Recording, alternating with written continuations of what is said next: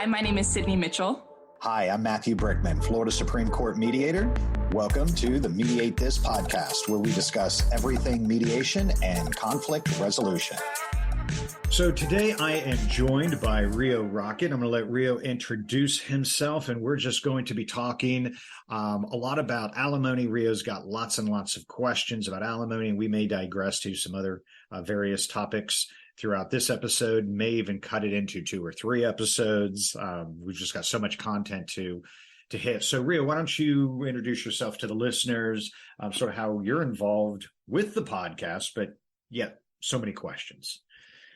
Hello, audience. My name is RIO Rocket. I am the manager of this podcast and co-creator, along with Matthew Brickman.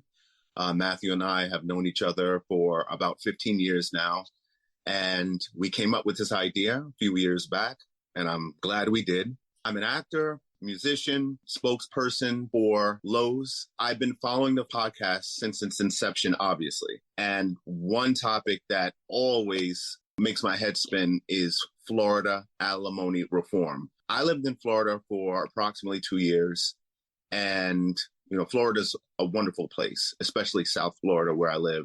But their alimony reform bill is something that I just can't wrap my head around as to why it has not been passed yet. And today I'm really looking forward to discussing that. So RIO, I guess just ask away, and I'll try to answer as much as possible. Oh, well, actually, you know what? For the listeners, you lived in Florida for 2 years, but currently you're in New York. Yes, I'm born and raised in New York City, and I moved down to Florida and found out I knew a lot of people there that I didn't even realize lived there.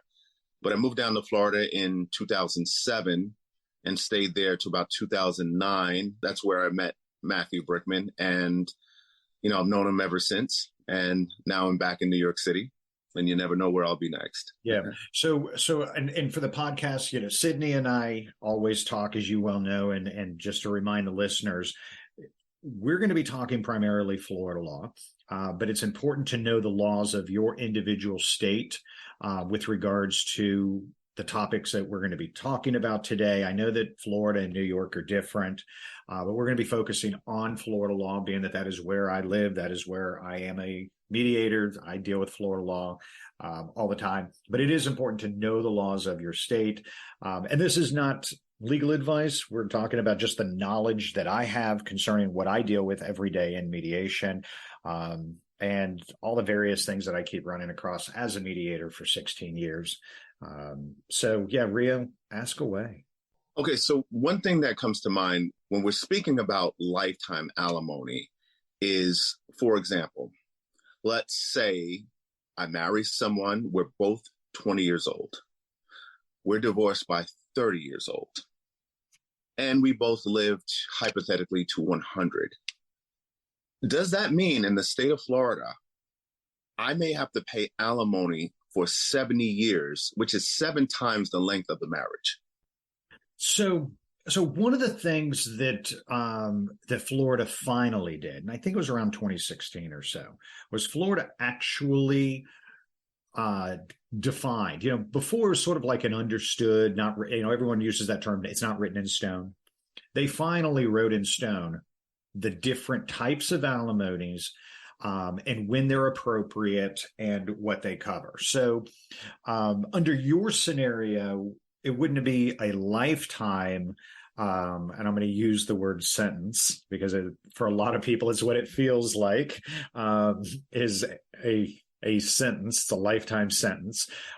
So in Florida, there are different types. So starting out for they first clearly defined what is a short-term, midterm, and long-term marriage.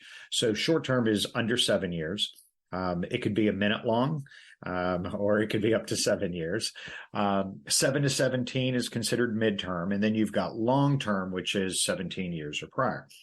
A lot of times people ask that question of, okay, well, we were married for this long, so how much am I going to owe, or how long am I going to owe?